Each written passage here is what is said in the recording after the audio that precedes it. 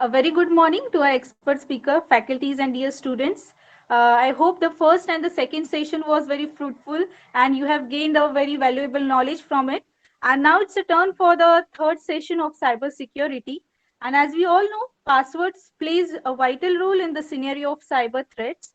And there is one quote that treat your password like your toothbrush. Don't let anybody else use it and get a new one every 6 months. So similarly, our password should be taken care in the same way by identifying the current need. The University Department of Information Technology has arranged this third session on password. Have you been hacked? And in order to make us aware about this topic, so today we have an expert resource person, Mr. Mahendra Tipale sir. So before starting the webinar, I would like to introduce our resource person.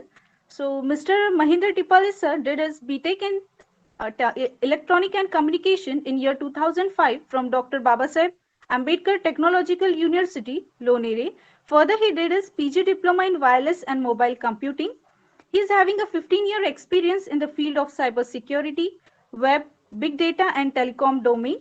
Currently, he is working with the FireEye Inc. as a manager. Previously, he has worked with iSight Partners, Zetix, On Mobile, Vox Mobili, IT Solutions. Mr. Tipale has a good hand on product development on Python, Linux, automation, core Java, and many others. So now I request Mr. Mahendra Tipale sir to start the session. And yes. Yeah, thank you, ma'am. Thank you, Ekta, ma'am. That's wonderful words. Yeah.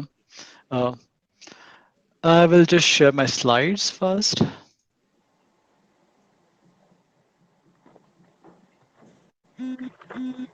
Uh, do you see the slides now? Just the Yes, sir. first slide. Yeah. Okay, good. Uh, yeah, so just as an introduction, I will start with this. So passwords are really important, as ma'am said. You should always keep them close to you, and you should remember keep them very strong passwords, which doesn't apply to toothbrush, but yeah, it matters. And of course, you should keep them changing now and then, and should memorize them well, or find a way to store them safely and use it safely. So yeah. So what we are going to do is during the presentation, I will just continue and complete the presentation, and then if you have questions, please note them out, put it in the chat, and raise your hand at the end of the presentation where we'll have a question answer session. I have also taken some of the questions from the feedback form and put them together in one of the last slides, which we'll go through, and yeah, that should answer some of the questions people might have.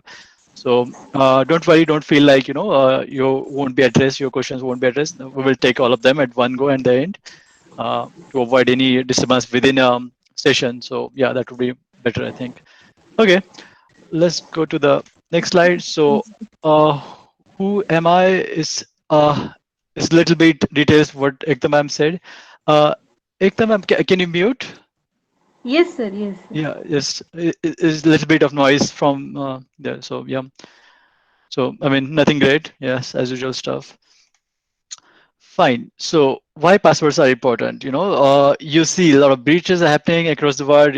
These are the major ones which are some of them have happened this year. Like you might have heard of Colonial pipeline attack, which happened in May 2021, and it was one of the biggest attacks. Actually affected livelihood of people in some of the states in United States. So it actually increased the prices of fuels, and people were scared. Like they were making long lines for the filling up petrol, gas, and it created some kind of chaos. And definitely, it is basically something which is an impact of bad passwords or poor passwords, or some of the authentication mechanisms. Excuse me, sir. Yes. Could you please on your camera? Then Oh, our but I don't have the camera. okay, okay, no Yeah, problem. so I don't Okay, have it. okay, So fine, yeah, fine. it's on different machine. Okay, Fine. So yeah, but you might have seen my photo. I look exactly same as it in this picture. It's not much difference. So yeah. okay, okay. Okay. So yeah, on the breaches. So this one case, and the reason why it happened. If you see the article below, this thing, hackers bridge Colonial pipeline with one compromised password. If it was just one compromised password, which actually froze this huge company, which was carrying fuel across the, corners of United States, and the ransom was demanded from this company, which was in millions, and they paid some of them. Yes, FBI and other LA law enforcement agents were able to recover some of those paid ransoms by some other tricks. But yeah, it was really a terrific thing, and it really created chaos in US for a while. Yeah, there are other breaches like Equifax lawsuit where admin as a password was used in 2017, which is like very obvious password for anyone to guess and pretty simple for any admin. And once you get admin access, it's not really difficult to get access on other accounts present on the same site or same portal. So yes, that's why passwords are important, but we are going to see much more examples around the same, why and what are the other impacts of it. See, reasons for bad passwords. So this is the cause of having bad passwords. We have to see at the root of the problem. Like we just can't say people, okay, hey, just set a good password, set a good password. That doesn't work out. So we have to understand why people cannot set the good password, or some of the ideologies, what are the thinking behind they have. So some people may say, okay, they don't have good strong memory to remember all those strong passwords. Lengthy passwords with more than 10 characters, with one special character, one number, one smaller case, low, the uppercase letter, and complicated string, which is a bit difficult for people to remember. Yes, I understand, but we have to find a way around how we can have a password which is stronger and easy to remember. I like the same password for all accounts, which is again, a lot of people do it because they feel like, why should create multiple passwords and remember all of them. But the problem is, if one of your account is getting compromised, same password would be leaked and would be available to hackers. And what they're going to do is, the first thing is, you're going to use the same password on some other site which you have account on. Like if you have a Google password, Gmail password, if it is leaked, or then the hacker might use the same password and try on, say, your banking account or your Facebook account or whatever, and they can misuse it. Definitely there are other consequences of doing that. Third thing is, I like it simple. Okay, yeah, we can have it simple, but yeah, we have to make it strong and to memorize it. So yes, I have no time for doing all those complicated password, all those procedures. But I think it's a vague reason we shouldn't do that. It's much of, very important thing which you should have as a secure and safe, and always remember to have it more safe. So you should put time for such things. We'll do it later is just another thinking. Like we keep on postponing things, and someday the breach happens, and then we don't know what to do. So yeah, we should do it before it happens. That's the right thing to do. Was the use of my data to anyone? Of course, everyone's data is important to someone. uh, it's just that you have to remember, that whatever you have in your email account, or whatever account you have, is of some importance to some or other person. It may not be to the hacker, but he can always sell it to someone else and get some money out of it, achieve his, whatever he want to do, and also you have to be more careful about it. Uh, I, I don't have any secrets. Again, same thing. My password is a good password, but then yeah, you may not know if it is the really good password. You have to test it. You have to make sure it's really worth keeping the same password.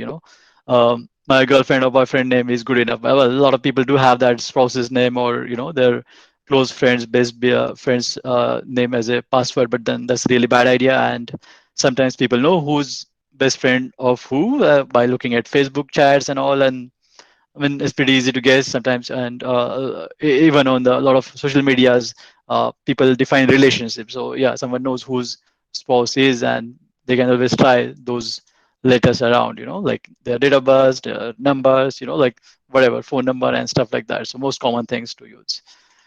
What are the common passwords? These are the most stupid passwords people have used, and this since years is happening. So can you guess, like password is the widely used, most widely used password since 2020, 2011, and it was for a couple of years, and then 1 2 3 4 5 6 took over it, and it is still leading the pack. Like since last 6 years, and I don't know, maybe in 2020 and ahead, it will be used widely by people. Like they, of course, this is the stupidest thing, and this is the most common thing. Someone is going to try to crack your password. I mean, yeah, this is pretty common thing which you have been seeing since years. This is well mentioned in the Wikipedia, so you can always look into the stats and all. And yeah, so good thing is, just to note, some of the passwords were coming up from the bottom, with little bit of complexities, but still it's not worth, like if you can see, this is the password, line number 13 for 2019, which is again a bit better password than other ones. But yeah, people are measuring slowly. It's still going to take time. Well, another view of the most commonly used passwords. So yeah, 12345 6 is very widely used. There are other, but yes, it's the widely and easiest to guess and worst password, I would say. Okay, I changed my password to incorrect. So whenever I forgot, it will tell me your password is incorrect. Like yes, people do it.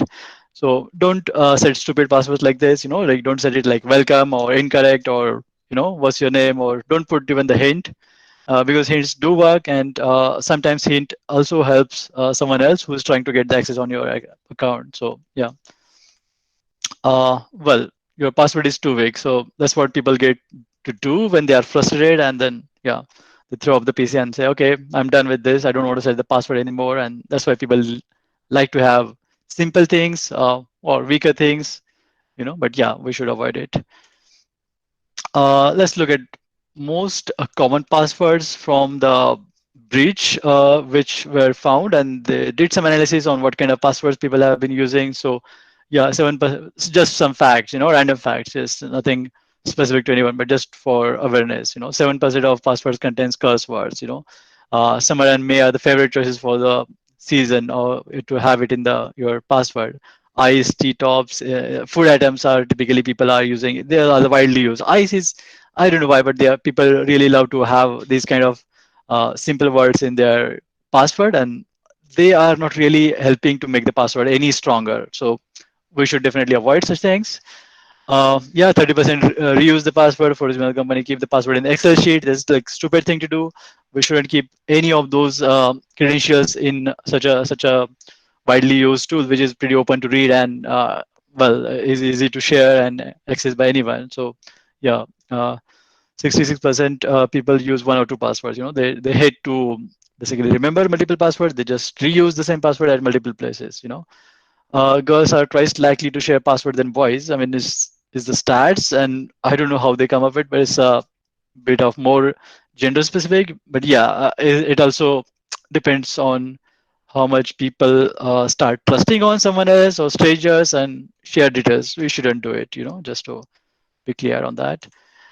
Okay, so remembering the password, so what you can do as a tricks to make your password stronger. Like, yeah, oldest thing what Alibaba and 40 Thieves had was open system, but is that a good password? Not really. Like someone can just listen what's the password people are using to open the cave, and then yeah, that's your account is hacked. Like that's what happened with these guys. So that's the story, but yeah, never know. But yeah, the idea is to basically not to speak your password loud anywhere and never leak anywhere, the chats and all. So how we can make a password stronger? What you can do is basically you can put your simple name, whatever you have, and replace the characters, which are like A can be replaced with say at the rate, or if you have phi, which is a number, can be replaced with dollar, which looks similar, but yeah, you can still associate and make it stronger. So or make it poetic or phrase. So this is one simple password which you can create. Like I do remember last summer. That's the easy sentence. But then if you just apply some of the techniques what we discuss in the second point and make it like I could be still I, capital I, or 1, and then you can do O can be 0, then R caps, and then E can be made as like a 3, which is inverted E, mirror E, you can say. And like I said, at the rate for A, and then dollar for S, similarly, you can just make it more complicated. And if you use this password, I'm damn sure, nobody's going to crack it that easily than any simple password you have, like. So yeah. So isn't it easy to remember? Yes, of course, people can remember. You just have to use the same logic and apply it to your favorite phrase or favorite thing, whatever you have, like. uh, that's the way you can make simple password more complicated also, and you can also remember them more easily, so that's kind of a trick, but yeah, feel free to use your own ways to make it more usable, more easy to remember, make a rule to define password character replacement. So make it a rule, like, so you don't have to jumble and mix up things, like if you are having fi, replace it with dollar, or if you have yes, replace it with dollar, but yeah, remember what you're replacing with what and what's your phrase. So you don't have to do, reset password and forget password thing again and again. So yeah, this is the way you can make long, strong, and memorable passwords. Well, yes, but these are not random. These are still phrases. If you want to have totally random set of characters and that kind of password, which is really strong, you have to use some of the tools called password managers. Password managers are we're going to see in the next slides. But yeah, and multi-factor authentication is also a very important thing to have. I don't know how many of you have it on your Google accounts, but yes, everyone should have it. It's free. It doesn't ask money. Hey, I'll just interrupt for a while. Maurice, I see we have reached 101 count of participants. So probably I need to join in other meeting. So folks who want to join in can always be, joining the new meeting URL. Do you mind Yes, yes. sharing the? Mhm. Just I want to check. Just one. Okay, I'll hang on. Yes, yes. Just me let check. Jadu sir. हाँ Oh, sir, Jadu हाँ sir. Sir, हाँ sir. Someone are requesting to you to No, join. no, sir. Everybody I am accommodating, and right now in the classroom there are We have 114, sir. no, no, no. 101 only, sir. So in meeting we have 101, while in Yeah. classroom we have 114 or whatever more. Okay, okay, sir. Including, You can including proceed. teachers, including teachers. Okay, okay. Okay, sir. Fine. So do let me know if you want me to join in other meetings so we can accommodate more people. But yeah, otherwise I will continue. Fine. So what are password managers? So manager is basically, someone who manages things, and this manager is basically managing the password. So these are the tools which are used to manage the passwords, to save them in right fashion, more easily to remember them. And if you see the tools like this, like there's a KeyPass, which is freely available software for any platform you use, whether it's Linux, Mac, or Windows or Android. So you get an application for that, and it's pretty simple application which basically helps you to store your username, password, and the URL which you have used, or the account URL, and store your password more safely. All you have to do is you have to just keep one password to remember in your brain to open this file, which is used by KeyPass. KeyPass is the previous version. KeyPass XE is the latter version, community version, and both of them are free to use. I use both of them, and I've been loving them. So it's all great to use, and you don't have to pay anything. It's just that your one file which is encrypted and password protected with your one strong password, and that file will keep all of your passwords. So you don't have to worry about remembering hundreds of passwords, even if you have 100 accounts, which some people may have. And yeah, there wouldn't be any limit to remember passwords then. Dashlane is also is one of the cloud-based password manager, and they store your credits encrypted online. There's a browser plugin along with it, so it can be also used. Same goes for one password and LastPass. All of these three are paid. They charge money on yearly basis to store your password safely. But yeah, that's why we have free options. Bitwarden is again is free for individuals. They have a nice mobile app, and they support cross-platform environments. They are on cloud as well, so this again a good option to use. The thing is, with Bitwarden, everything is stored on your local as well as on the cloud. While KeyPass or KeyPass XE, you have a file which is on your local, and you have to somehow manage your file. Either you put it in your cloud storage, on Dropbox or on Google Drive or any of those, which is then you can access across multiple systems and make it like, multi-platform or compatible across multiple operating systems, whatever systems you have. ID guard is another, password manager keeper. Both of them are paid. My other favorite is Pass. It's a command line tool, and it works like great. And you don't have to basically have a UI. It's just a file or command you have on your command line on Linux or Mac, and you just request for the which account you want the password, and it will fetch for you. It also makes some provisioning to share passwords with other people, and you can define which account to share and all, and it helps to automate stuff a lot, and that's really a great feature to have, which none of other password managers provide. So yeah, that's good to do. uh, do not use your browser password storage.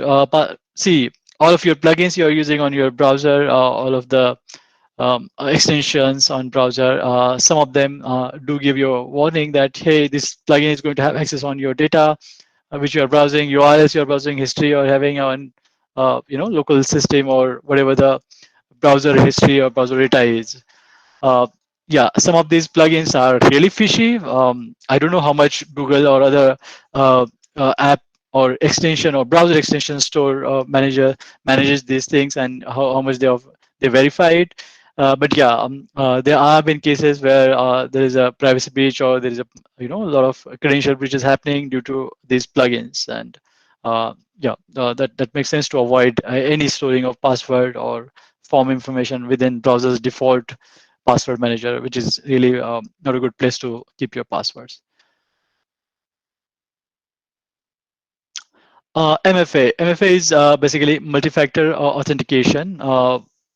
MFA can be called for 2FA as well, or 3FA, whatever people can call it, and number of factor authentication. So see, your password is a one level of authentication. It's just the one thing, but if your password leaks, or you shared with someone, or somehow someone guessed your password, what is the protection from that?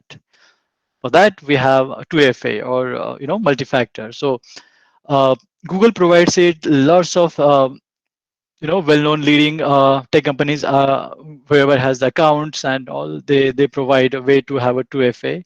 So what you have to do is basically check in your settings somewhere in the password, and there is a way to basically activate 2FA, which means after submitting the password, it will ask you for say 5 or 6 digit OTP, which either you can get by SMS or by using any of these applications. These applications are basically 2FA managers, and basically you have to add the account, and it gives you a secret phrase which is added in this application, which generates the TOTP. It's a time-based algorithm to generate the OTP, and every OTP is basically 6 digit or 5 digit depending on the implementation, and it is valid for whatever 30 seconds something, and that can be used one time. So uh, as soon as you log in, set the password, and then it will ask for the OTP, which you have to submit. Then you can have access on that machine, on your account on that machine. If hacker steals your password, still they cannot get through your account because they don't know that OTP. That's why you will be saved. All of these applications are free. There is no, there's no charge for using it. Leading ones are Google Authenticator, Microsoft Authenticator. There's a Duo, which is well known, Authenticator Plus, Free OTP, Secret Password, and there are many of them. But yeah, either of them will do your job. You don't have to have multiple of them. Just one is good. Yeah, whichever you prefer for your accounts, and yeah, it's good to use. Basically, it's a simple thing. It just adds another layer of security on your password. Even if your password is leaked, you still have your account safe. Yeah, continued MFA. So what are the other types of MFA? So OTP is one of the type, but there are other types like you can have a mnemonics or passphrase, which is again a secret passphrase, which and your account provider knows, and they can ask you to verify your account. It happens, and they use it at multiple places. Highly secure system do have those kind of things, especially where your banking is concerned, or very, more of markets and places where there's a lot of money involved. They do have such kind of things. Secret questions. So yes, secret questions you might have heard since ages, and they are like widely used, but I would say it's really a bad example to have a 2FA, because half of the world already knows what's your favorite color, or what's your favorite place, or what's your mother's maiden name, or whatever favorite sports or city or school or whatever, so and how mostly people guess it out from your social media accounts or some other places. So it is not really a great way to have a kind of authentication as a 2FA, but yeah, people still use it. I would prefer if people can switch to more secure ways to do it, or you have to basically set something very strict for your secret question. Something like weird, or which could be like, okay, no one can guess kind of thing. So what's your favorite killer? So how many killers are there in the world? Like maybe for normal people or there could be just 6 or 12. But yeah, someone who has more definition of defining various extra colors with their well, like you can say tile white, or dark black, or whatever you call it. But yeah, the thing is, there are less colors, and even if someone just iterates over all the colors, you might just someone can just guess your answer basically. They can just start with whatever colors there are. So there will be a maximum 10 to 20 of them, and someone can still guess your password. That's like a bad way to set the secret question. So you should make sure your secret question is valid and is fairly complicated, and someone cannot guess it easily. There are hardware-based tokens. There were YubiKeys, which are coming up recently, and RSA keys were 2FA generators, and those were been there since ages, and like around 10 years back were there and still out there. They are also a good way to have a 2FA. But a lot of them are now switching to previous method of having TOTP based authentication. So yeah, let's go to next. So how do you measure your password? So what happens is you have to understand how strong your password is. So whatever the site where you are trying out may not give you the good measure of it. It may not. It may just say, okay, it's a weak, or it's okay, or it's strong, or it's very strong. But it doesn't say more than that. It's just that you are meeting some of the guidelines which they have set as a password creation mechanism, and you might be meeting some of them. That's why they're saying, okay, it's good, it's better now, and it's very good password. But yeah, that's not really a great way to understand how strong your password is. There are some of the links. I've just kept it for reference. People can use it. I'll share the slides once we're done with the presentation. So this is the first, how secure is my password.net. This is the link which I have opened and I put in the screenshot here. So if you use the password as a P capital password, then your password would be cracked instantly. If you have a password crackers, like there are softwares to crack the passwords, like applying dictionary mechanism or hacking, like input as a various commonly used passwords can be used as input and can be used to crack the passwords. There are softwares available on Kali and some of the leading cybersecurity related distributions, especially Linux based, like Kali is. So these kind of passwords could be instantly discovered, could be cracked, and people can just try it on some of your other accounts as well. And yeah, you are breached then. Hello, sir. Yes. If we type our password in those websites, then they can also access our account through Yes. our password, na? But yeah, you're not supposed to set the same password. It's the way to measure. So don't put the Okay, same password exactly what you have for your account. Just change some part of it and try to measure it. okay, yes, yes. Like we saw in previous one of the slides. Use the phrase and change the phrase and try to check or guess how strong it is basically. Okay, Uh, there are ways to have some password measurement offline. Maybe some Python-based scripts could be there, which can be used offline on your own system, and then it will give you the details, how strong your password is. But yeah, it's just an example for you to understand how strong password should be, and if you use similar password, it would be cracked instantly. okay, sir. Yeah, thanks. So just to tweak that question, tweak that password, if you just use this is password, like I haven't put a lot of efforts. It's simple, I'm just adding this is, and it's simple letters, not even special characters or any weird symbols and all. So and if you put this password instead of the previous one, this is the password will take around 800,000 years to crack the password, as per the dictionary mechanism, whatever hackers are cracking softwares are using.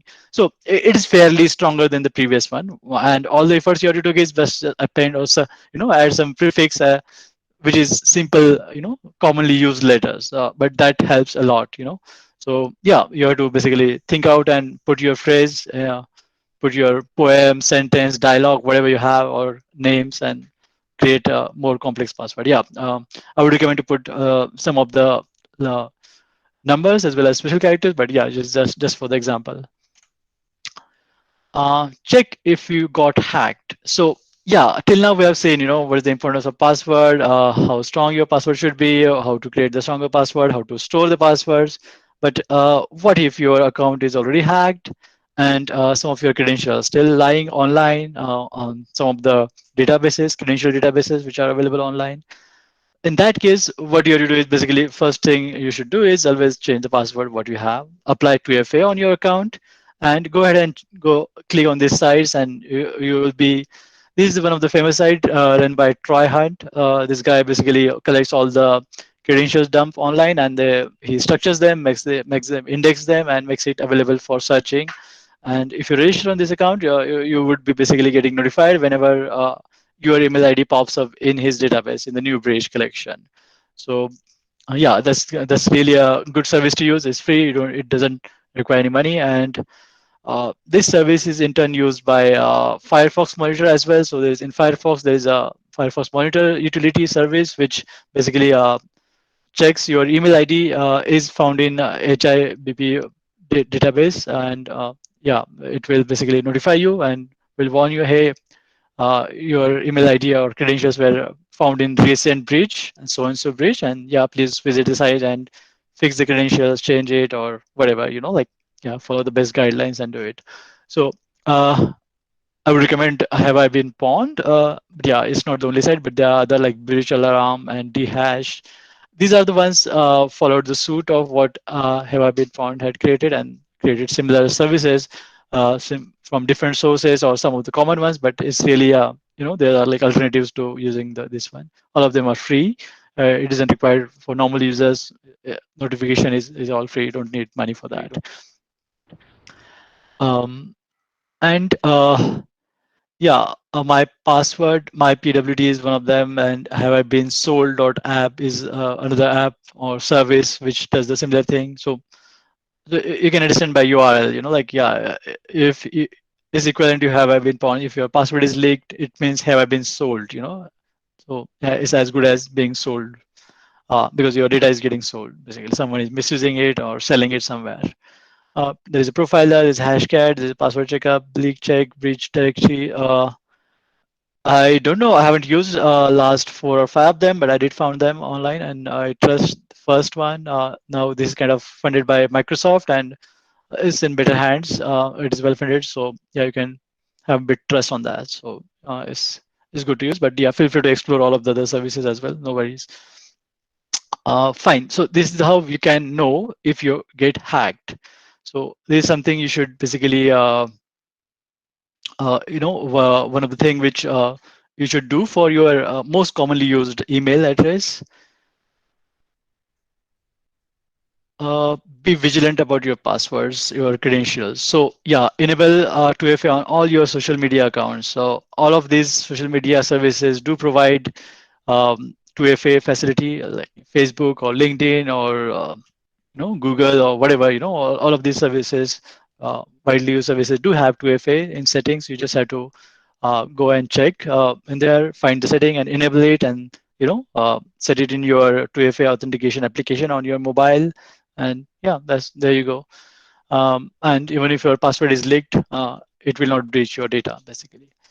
Check your emails for unauthenticated, unauthorized logins. So yeah, Google does it. I think Gmail gives you the notification whenever you log in from new IP, new location, new browser. So that helps. Yeah, I checked some of the comments. Yeah, we will follow through them. Yeah. Check the login IP. Yes. So you should be cautious. Like if your login IP is from any different country or any altogether different location, which is against suspicious activity, which will clearly indicate someone is trying to log into your account. And let's always be vigilant about such things. Clear the cache and local files from your OS. So OS does lots of caching. I know for sure Windows does a lot. There's a lot of clutter, and your C drive gets filled up slowly, and you run out of space. But to avoid to happen that, like, you just have to clean up local files, remove all those cache data by browsers and operating system while doing installation. And also, yeah, cleaning is good to do. Use browser more carefully. Don't click on random links which you have received on mail or from anyone. So be more like you have a good plugins like HTTPS only, and don't browse shady sites where you could get something free, but that could be a malware or some kind of virus which you don't want to have on your system. So don't always look for free, but yeah, look for the safe and secure way. Sometimes it's okay to pay, but yeah, to avoid any other major complications with your data and all. So yeah. Do not use browsers password storage, which we already discussed. Like I said, avoid shady sites, and shady softwares which are like providing some free stuff for something in exchange. They are always buggy. They tend to put some malware, some unknown softwares, spamwares on your system, and especially on Windows. So avoid any of those things.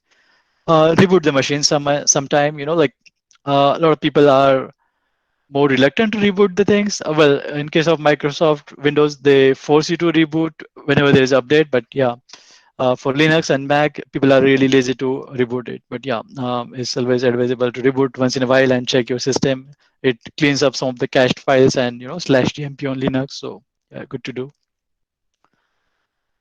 Be ready with the fallback plan. So have some backups, store backups or somewhere else. Like you have to have a recovery email ID for your email account. So someone who trusts, like your spouse and all, and also make sure they secure their email as well, like you did. And this kind of have some kind of backup plan. Even if you lose your mobile or something, like you have to think of, how we can have a 2FA authentication. So along with 2FA, if you have uh, all those codes which can be used, secret codes they are called, and they are given whenever you set up your 2FA. So store those 2FA codes securely, and not on your mobile. Make sure you store them somewhere else, because if you're losing your mobile, you're going to lose your 2FA authentication app, and you need to still have a way to authenticate, and that's where your secret codes would be useful. So those are definitely sometimes lifesaver. And yes, here are the breaches happen till death, which are listed in Have I Been Pawned. What I'm going to do is I'll share a screen sometime on browser, and we'll visit the site, and we'll just give you the look. But yeah, you can always visit the site Have I Been Pawned and check how it is. It's pretty simple site. It just asks you the email address, and it let you check if your email is found in any of their databases. So uh, you can see, you can read these numbers like 11 billion. There are page sites and there are various accounts and pound websites, which are basically these are the services, 40 services which have got breached, and their data is here. So yeah, the one famous in India is also Domino's India accounts, which is very recent one. They were breached, I think, in last month, and their credentials are available on darknet as well as in Have I Been Pawned. And yeah, you can always run through check if you have ordered pizza anytime in past and you have account with Domino's. Yeah, please go ahead and check it. Same goes for money control, is widely used in India for news and financial information. There's a nice portal, but yeah, they have to take care of the accounts. So if you have account on them, yeah, go ahead and reset it. Maybe if you don't use the service, delete the account. It's safe to do it. Keeping it less is good if you can manage it. So just creating multiple accounts and keeping it there unsecure is not good idea. If you don't use it, delete it. That's fine. You can always register and do the thing. They are not going to kick you out. They always need more users, more people to order stuff. Yeah. So, but if not in use, it's fine to do. Just disable or delete. Okay, so HIBP is one of something what we have in white hat side. Like good people have created this database. They are like no bad intentions in a way, and they keep the index list of all the breaches. Similarly, in the dark web, there's a forum, and there are admins and people who manage similar kind of breaches and are available on hacker forums, and they are listed nicely here. And if you see the count, like they have pretty good count here. 9 billion accounts are there, records are there from 490 databases. Uh, there are a lot of common databases from in have been pawned and such hacker forums. But yeah, I would be likely to sell stuff on these forums. So whenever something get breached, someone who have cracked this, the dump of creds, they try to sell it on dark web forum for some price and earn money out of it. And then people buy it and they use it, misuse it, and blackmail people, do various things about it to get more money out of it, or achieve their whatever ideas they had.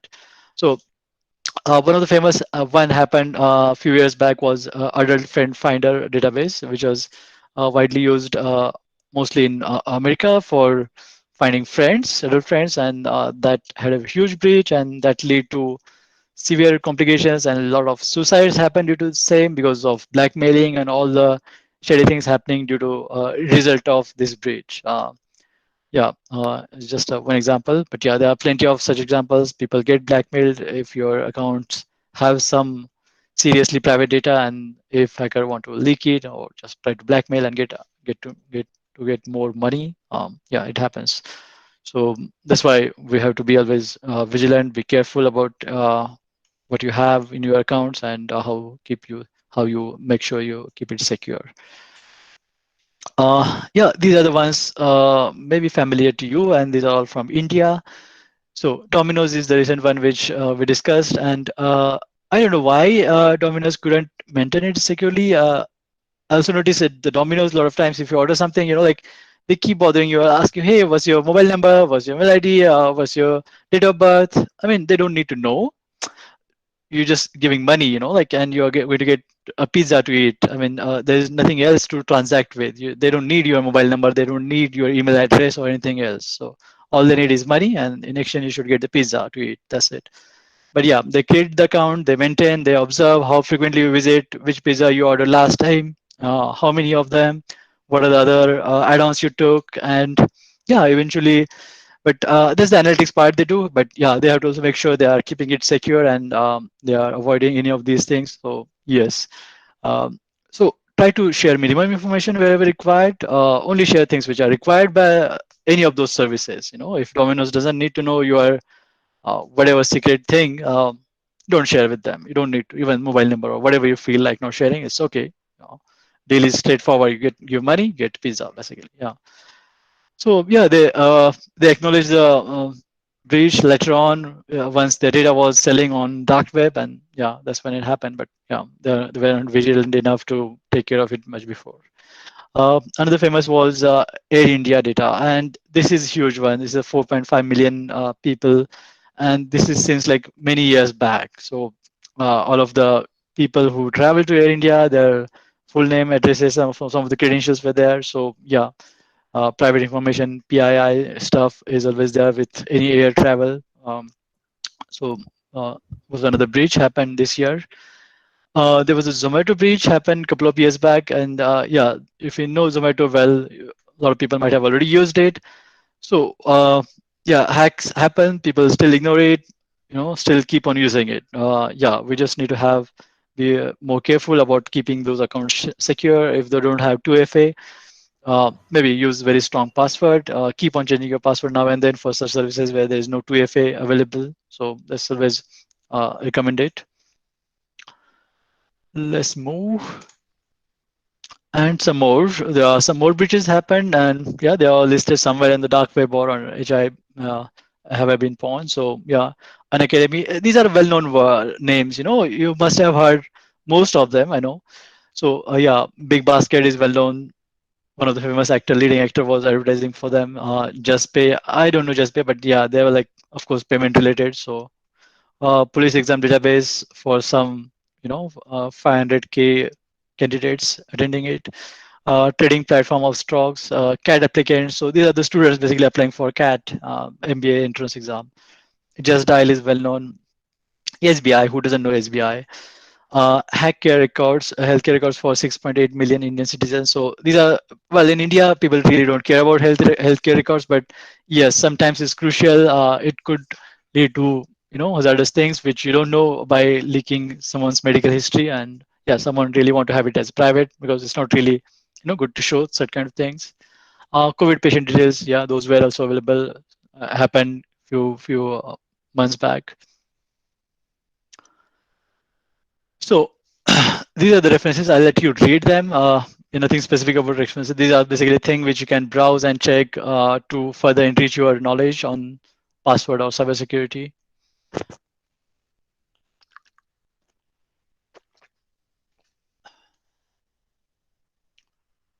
But these are not very well. These are the only places. But yeah, feel free to browse through, and you will get plenty of material. If you just visit GitHub and search for cybersecurity or awesome material for cybersecurity, you will get plenty of stuff on each of those topics. Privacy, security, open source intelligence. Okay, so I had given you the feedback form before starting the webinar series, and I had asked a few questions into it and wanted to get response from you guys. And so these were like two questions in the feedback form where do you use same password for multiple accounts? I see around 38% people are using it, which means if one of your account get breached, it's more likely that your other account which is using same password could also get breached. Just want to make sure you understand the importance of it, and there are around approximately 40% of you are still doing it. So yeah, and I am fairly sure enough that these are the same guys in this 37.3%. They feel their data is of no importance to hackers. So I know who are they, but yeah, I don't want to name them or shame them here. But yes, I want to educate you guys that don't think your data is not important to anyone. It's always important to someone, and you may not know who it is, but yeah, hacker may find it out and sell it to them, or there could be things that you feel are not very important now, but down the line after 5 years, 10 years, you will think, okay, how stupid I was to store such kind of thing in my account, or what kind of nonsense I used to do at around 10 years back. And yes, that's when you realize your account data was of importance and you shouldn't let it go, or it's always important. Not may not be not now, but down the line after 10 years, 20 years, maybe after 50 years. But yeah, you never know. So don't never think that. Well, I had another question. How many strong passwords do you guys can remember? So yeah, I had given a few options, and I still see, there are some smart people, or one of the smartest guy who can remember 20 strong passwords. Well, yeah, I'm sure you can do it. Yeah, it's just that you have to find a trick, find a way to basically create a strong password using the mechanism which I shared before, or of your own. But yeah, it's just the stats why you need password managers. So it was around around 60, or in fact 90% of people are falling below 5 passwords. People cannot remember more than 5 strong passwords. So what you have to do is basically you have to use you have to remember just one strong password, apply it to your KeePass or password manager, whatever you're using, and you're good. All of your other passwords for various accounts can be stored within it. I mean, that's simple to do. I would say, like whoever has said more than 10 are really with exceptional memory. That's great for you. Yeah. But yeah, I don't know. You may still require more than 20 accounts sometimes for various things. Not now, maybe in future, and it may get more complicated to remember all of those 20 passwords then, or you again have to keep on changing the passwords every now and then. That's when it gets complicated, and you may not, you are limited. Whatever memory we have for 20 passwords may, expire, and you still have to find a way to remember more passwords or store somewhere securely. Okay, we are coming to the end of the slides. So these are the questions which I got from you guys from the feedback form. So we'll quickly visit some of them. Yeah, some may look weird or may not be relevant, but yes. So how can we know if our phone or PC is been hacked? If it is, what should we do?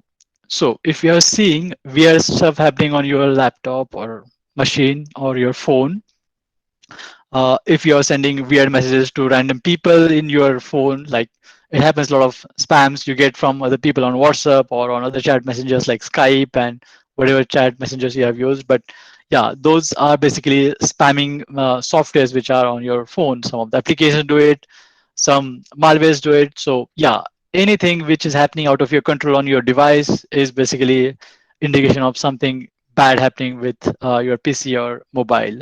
So be vigilant, make sure you understand what's happening on your device. You should own it, and you should understand what's happening on that basically. So yeah, even something happening like draining your battery quickly or having high CPU usage, that's another symptom, which can indicate something wrong is happening on a machine. And yeah, like someone might be doing BTC mining for cryptocurrencies, or using accounts, or misusing your device for DDoS. There could be a number of things can be done once machine is hacked. And of course, hackers and bad actors can misuse it to any extent. And you could fall in trap where your machine could be used for something bad, and you could get a blame for that because your IP was visible there. But yeah, you didn't knew what happened. And those kind of things you have to be more careful. Second one, why sometimes in Facebook live location, it shows device at other location and same device 3 to 4 times. I didn't get the question fully, but as I understand, Facebook is always monitoring you guys. I mean, why should Facebook know your live location? Does it need to know? No, I don't use Facebook. I am not very active on there. I just kept account, but it's like still there and active. I don't use it anymore, but never use it on your device, and never share the location with apps which doesn't require it. So be clear, what you need to share, what kind of permissions you need to share with what kind of applications. If someone doesn't need, don't share. As simple as that. Or do you hack passwords? No, everyone can hack the passwords. Everyone doesn't hack. So what do you mean by hack the passwords? If someone guesses your password, you can call it as your password has been hacked by someone, right? So yeah, yes and no. You don't know. Which is the basic thing in cybersecurity? Well, curiosity, learning things, getting to know things, trying things is what is basic and is required in any domain. Cybersecurity is no exception for such things. But yes, you have to be always curious, always be willing to learn more and check more. Can we create a hacker community who works for government? If yes, then how it is created? Well, there are lots of communities, hacker specific communities. They are working, but not for government. So government have their own ways to run things. So we don't want to see what government can do and not. Government has much more power. They have more utilities, resources.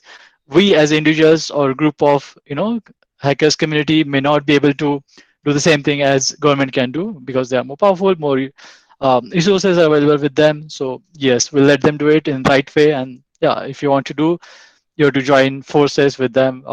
Maybe join police or armies, and then get involved into cybersecurity within from in right way from within government. So that's right way to do it. But anyone can start a forum and discuss things, ask people to join in and share information on that. So yeah, that's pretty much available. They are freely available forum softwares. One can always create a forum and community and develop it. It's okay to do it. Yeah, just make sure you are keeping it secure and you're responsible for what's happening on there. Which basic knowledge is required for certified ethical hacker? So there is a well-known courses available online for CEH, CH V10, V11, and you will get plenty of details in detail there. So yeah, in current time, how hackers hack system while firewall is present. Firewall doesn't have in hacking your account. So if someone can guess your password, what can firewall do about it? Like firewall doesn't have that kind of intelligence to stop account specific account takeover, those kind of attacks. So yeah, firewall can just block the packets and allow some packets based on rules defined in the firewall. That's it. So it doesn't have that kind of intelligence. Which operating system is preferred in cybersecurity field? Well, preferably Linux. That too, Kali Linux. But yeah, it's not the only operating system. But yeah, people have to still understand how Windows work because your victims targets are on Windows. So you have to understand how it works and all. So basically all, but yeah, if you want to do a specific part of it, maybe start with learning Linux and Kali. Which ways prefer cybersecurity expert? It depends on expert to expert and what they are doing in cybersecurity. So yeah, there's no one answer. People sometimes prefer Windows as a sandbox, text box, but their host is always sometimes Mac mostly, or Linux. Why you asking about questions? So yes, I wanted to get a feedback from you guys, what you understand, where you are. See, for representing something in right way, you have to always understand how mature your audience is, what level they are, and then you can deliver something which they can understand. Otherwise, that's why I asked those questions there. How to track that? Am I watching by someone? How to improve various account security? So we discussed about account security by improving it by adding 2FA, adding more secure secret questions and stuff like that, or having a strong password.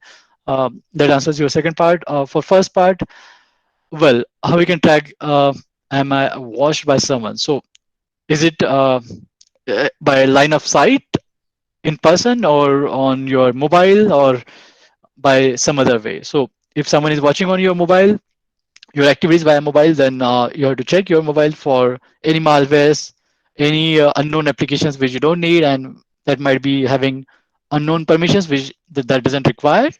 Then you basically delete and wipe it out, or just reset your mobile and wipe it out, and start fresh with fresh account and all. And yeah, that's how one can do it. But you can know if someone is watching by checking activities happening on your devices.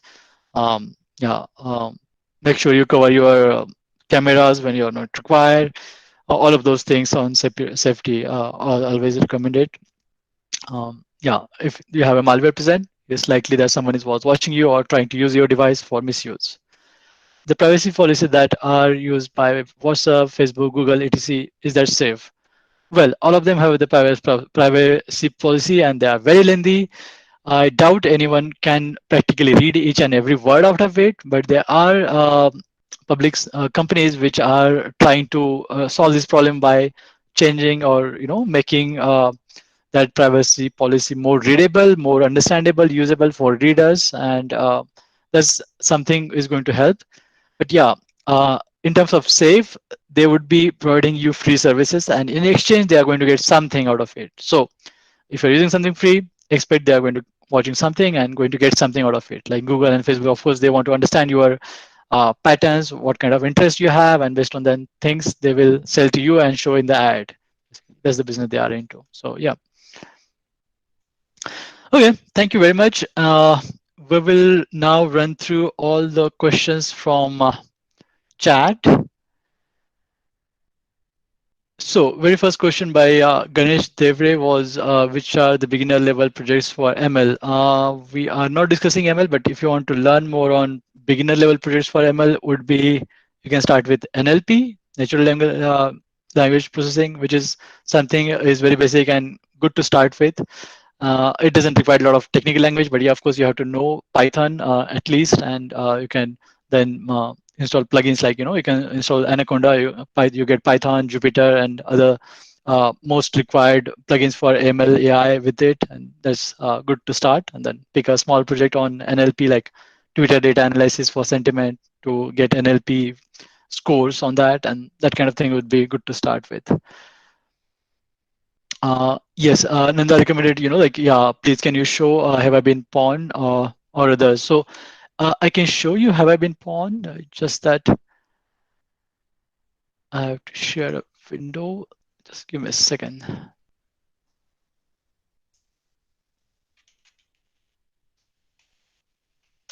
So you can just Google, like just put have I been pawned, and this is the very first site you will get, So it's not basically totally out of word or something. It's very easily available and it's widely used by people. So yeah, it's nothing surprising.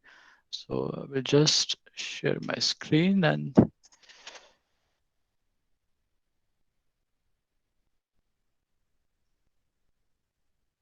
okay, I'll just change the window. Come on, it's too slow.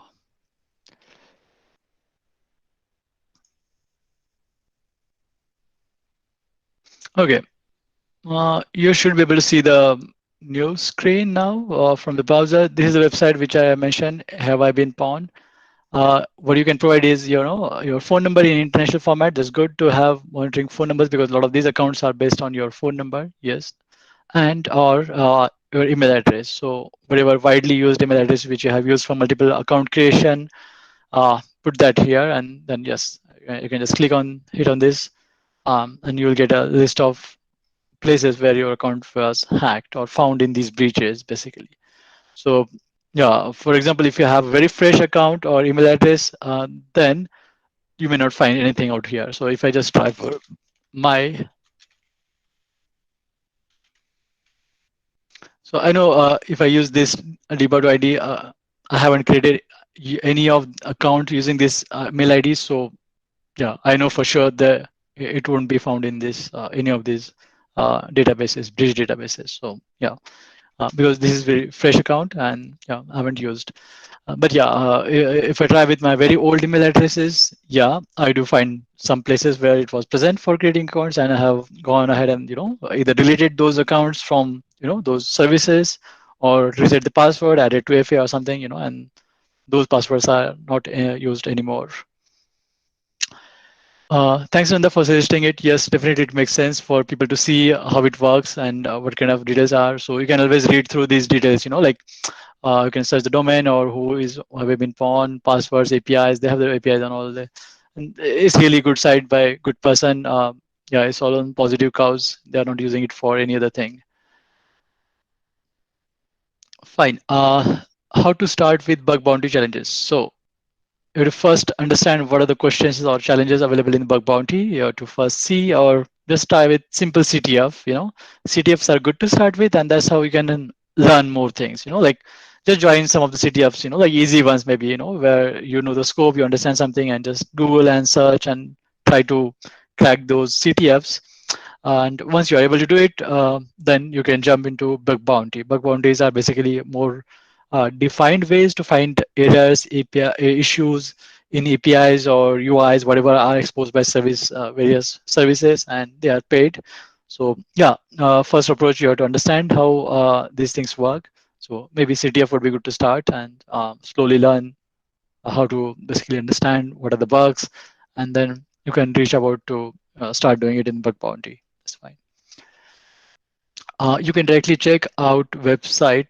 Okay, this answer, and there is a field you have to enter ID. Okay, fine. So this is kind of answer for have I been pawned, I think. Bug bounty, how to start here. Okay, I mentioned of the bug bounty.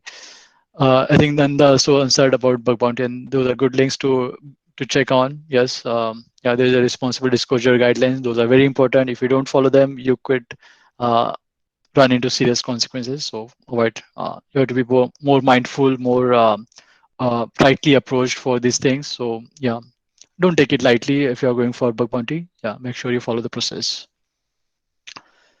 So it's another question for Ujjwal Maradkar. My mail ID also got pawned in Domino's breach. I just checked it on have I been pawned.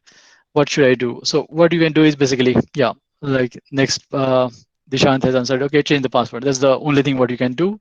And if you have the same password for other websites too, please change the password for them as well. Yes, rightly said. Yeah, I know Domino's doesn't have 2FA, I think, but yeah. And if you have a way to delete the account, feel free to do it. Basically, it's fine to do. Like if you are not using it, it's okay to delete. And next time you visit Domino's, don't share anything to them. Just give them money, ask for pizza. That's it. Okay, Shubham Palkar has asked, is it secure to save our passwords in Google Password Manager? What do you mean by Google? You mean Chrome's default password manager? Then no, we shouldn't store passwords in browser's default password manager. Avoid it, don't save it. So Windows is secure or Mac is safer? So, well, first of all, it's not a fault of operating system. We as a human could be installing some stuff, could be browsing some shitty sites which could affect any of the operating system which you are using. Or if you're running some weird softwares which you don't understand what it does, then either of them could be unsafe, or either them could be safe. If you're using it carefully. But in general, there are more exploits and more issues, or people are trying to exploit more things on Windows because it is paid. There's a big company behind it, and That's why there are a lot of efforts put into cracking or finding bugs in Windows. Up to some level in Mac as well, but I think relatively Mac is a bit safer and a lot of people prefer it. One thing is their closed systemness and they're very controlled by one company and specific hardware, so it becomes more easy to manage it. Yeah. But yeah, you didn't ask about Linux, but I would recommend Linux more than these two. Um, yeah, I feel it's more, in my opinion, it's more safer than these two. Yeah, Ujjwal Maradkar has asked, so one of my mail ID got pawned, sir. What thing I need to take care of? So yeah, someone has already answered before. So what you have to do is basically, yeah, reset your password. You know, change the password wherever you have used the same password. Make sure you either enable 2FA or if you don't use the account, delete it. That's fine to do. Same goes for any service, basically. If the service is not able to maintain your credentials properly, if they are not taking care of their database, then I feel they are not careful enough to take care of their users. So yeah, it's their fault. And you can always change the service and opt for something else instead of using or eating Domino's pizza. Find some other pizza. That's fine.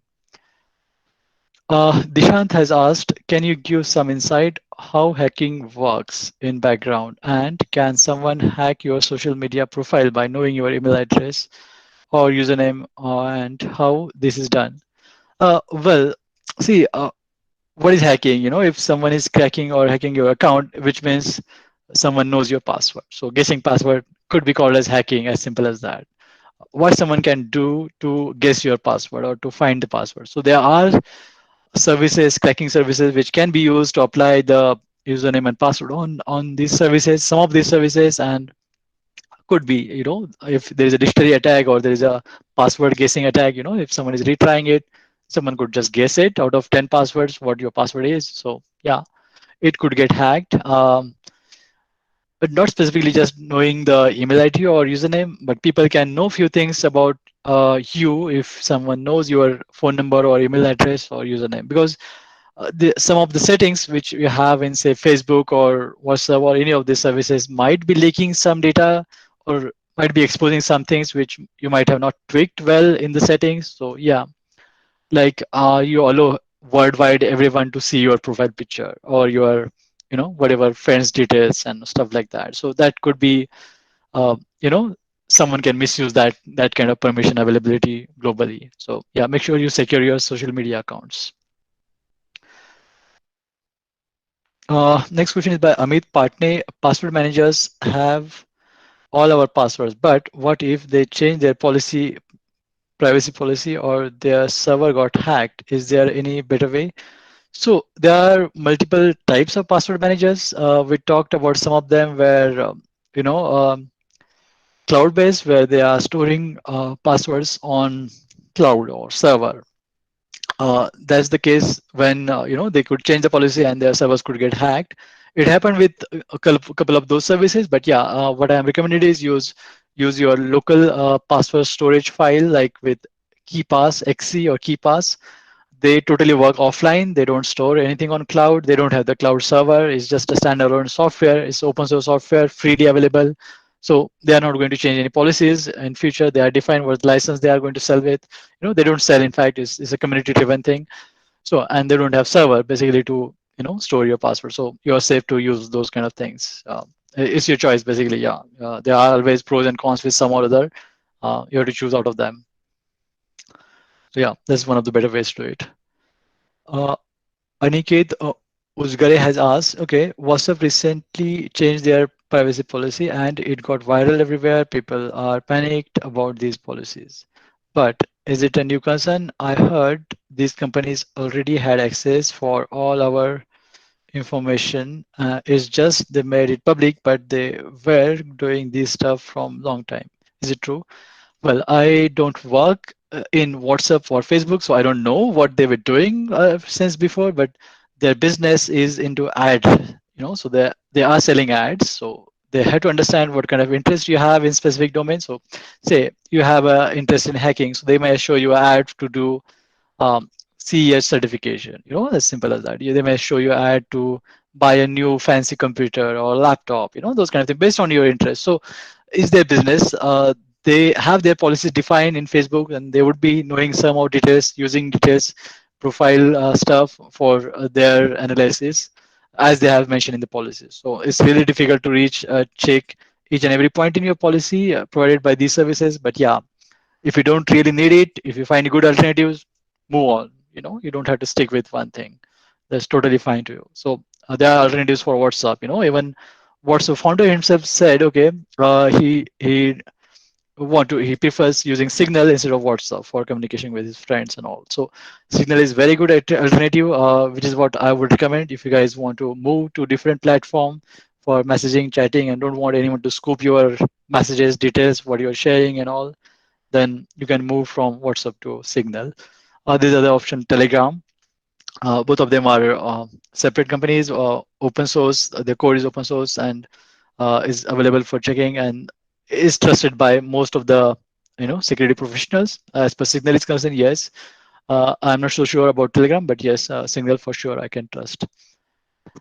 And Aniket Raut has a question. Sometime on webcam we put tape, so that if our system is compromised, it cannot get access to our camera. But what about your microphone? Like, what can we do about it? So, system is your, I assume is your laptop. It's always good to put a tape, but then yeah, you have to remove it whenever you want to have a video call with your friends and all. Yes, microphones, we can't do much. What you can do is basically if you are not using microphone or you are not going to have any call with anyone, then basically you can change the setting, just disable access to the device. Other thing what you can do is avoid giving access to microphone and camera to your browser or any specific website. So you have to always give it to a very trusted website. Don't just allow anyone to send you notifications or allow to read data from, feed from say microphone or camera. So avoid it basically. So make sure every app, every system has access only that is required, not more than that. So yeah. Uh, are you, well, are free VPN softwares website are safe? First thing, Athav, you have to understand why it is free. So are they doing any social service?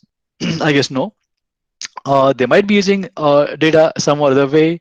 They might be advertising some other things. They might be showing ads somewhere else. I don't know what their business plan is, but yeah, they are opting for free or they're giving something free. You have to understand what their policy is, what kind of company it is, and if you really can trust them. If not, it's better to pay for whatever you're trying to use. By the way, there is a Tor. Tor is a onion service. Is a browser which uses Firefox inside and is basically routes your traffic via anonymity network. So yeah, your exit node would be some other country across the globe, and which will provide you full anonymity for whatever you're browsing. So yeah, that's one of the alternative. But yeah, is for anonymity, not exactly for replacement of VPN. But yeah, if you really need VPN, check it and go ahead and buy it. Like it's not very costly per se. You can get a monthly plan for $3, as cheap as that. Yeah, that's fine to do if you're whatever you're doing is of that importance. Yes, you should then. Yeah, someone said like Unmage said, like yeah, free VPN is not safe. You have to be more careful what they are providing, what they are taking out of you from you if you're doing it. So okay, Charu Datta said, many website have a URL redirection and some may redirect towards ads. How to prevent them from happening? Use ad blocker. I can show you how ad blocker works. It's very widely used. So if you can see my screen, so in my browser and website which I open is Have I Been Pawned. If you see there are plugins, so this is the plugin which I used. So this is called uBlock, microblock or uBlock. It's a very well-known ad blocker. It blocks all that. It blocks all the nonsense stuff, on any page like JavaScripts and other callers and all. And it's really good to use. I use it. I would recommend it. Just make sure you're downloading the right one, So go to your Chrome or Firefox, whatever browser you have, and go in this extension manager, and you will find this thing, So you can basically personalize, and if ad doesn't show or if this website doesn't allow to see the content, without having to see the ad, then you can probably disable it temporarily and again enable it. That's also possible. Other plugin which I have is Privacy Badger. It's also good. It's by EFF, and that really helps you to track what are the plugins, what are the things trackers are being run by any site. So yeah, it shows any tracker which is used on this site. They are using some CDN services, and it's always recommended to have these kind of plugins. I would recommend it, and yeah, definitely you should have some of them. Oh, hello, Fine. sir. Could you please share that link on chat box? Then Yes, I will. our Yeah. student can follow. So basically, you have to find this plugin. I was just looking for where is more and about. Oh, come on. So you have to go for Firefox extension. Yes, Nanda ma'am has shared. Okay, yeah, this is the plugin. So yeah, I mean, you just have to Google and find the. So this guy is Raymond Hill, and you have to check how many downloads and how many stars and how many users are there, and that's the when you can see it's the right uBlock origin plugin. There are fake ones with similar names, so be careful what you download from net, what you install on your browser plugins. Browser plugins are very important, and you shouldn't basically take it relax and use any plugin. Yeah, don't install any plugin unless you trust it, unless you trust the author and all. Fine. Yeah. Next session is on privacy by Sam, and he's going to cover in depth on these things on related to privacy and all. So yeah, we'll see more there. Okay. Yeah, I think I'm done with all the questions you had from feedback form as well as in the chat. So yeah, are there any other questions you still have? Any of you have? It's like open session now. Yeah, feel free to ask. Hello, students. Uh, Anybody having question, you can unmute yourself and you can ask directly to sir.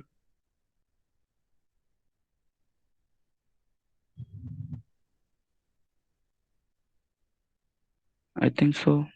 Okay, good. I mean, yeah, if you don't have a question, either you understand everything or you didn't understand anything. So yeah, either way is fine.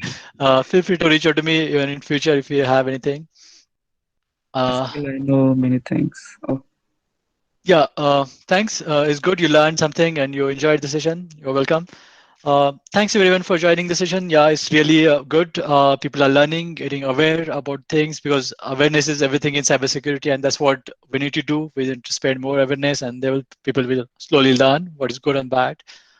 We should always keep on doing it. Thanks everyone for editing. Thanks, sir, Jadhav sir, Mori sir for arranging it. Thanks, Ekta ma'am, for helping me with introduction and all. So good. Yeah. yes. So that's all from me. Anything you guys want to add? I'm done. Okay, sir. Thank you. I'm giving the vote of thanks. Okay, sir.